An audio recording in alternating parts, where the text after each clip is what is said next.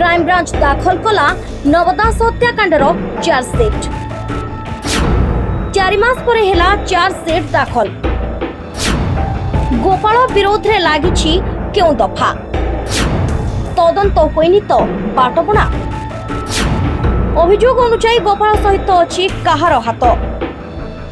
नवदास को हत्याकांड को 4 मास पूरीबाकू आउ 3टी दिन बाकी थिबा बेले क्राइम ब्रांच हत्याकांडर चार्जसीट आज झारसुगुड़ा कोर्ट रे दाखल करिछि।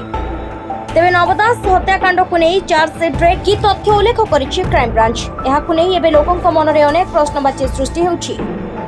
नवदास को हत्याकांड पर विरोधी माने जहाकु नहीं गरजुथिले कि नवदास को हत्या पछरे जणे बहुत बड़ नेता को हाथ अछि।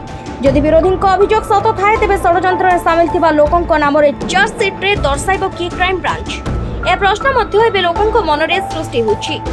सेपटे हत्याकांडर कारण राजनैतिक ना व्यवसायिक ना व्यक्तिगत शत्रुता पई होइतिला ताहा मध्य एबे विराट प्रश्नवाची सृष्टि करुछि। गोपालर मानसिक स्थिति संपर्क रे की तथ्य पाइछि तदंतकारी संस्था। गोपालर हाथ लेखारु किछि प्रमाण पाइछि कि क्राइम ब्रांच।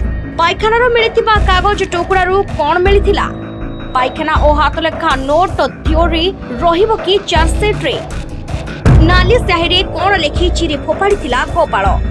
ए सबरो तथ्य क्राइम ब्रांच चार्जसीट रे दाखल करिछि कि नाही ताकू नै एबे विराट प्रश्नवाची सृष्टि हेछि। ब्रजराजनगर गांधी छकरे नवदास को गुली करी हत्या करा जायथिला। सर्वसम्मुख रे एसआई गोपाल दास तांकू गुली करी हत्या करथिले।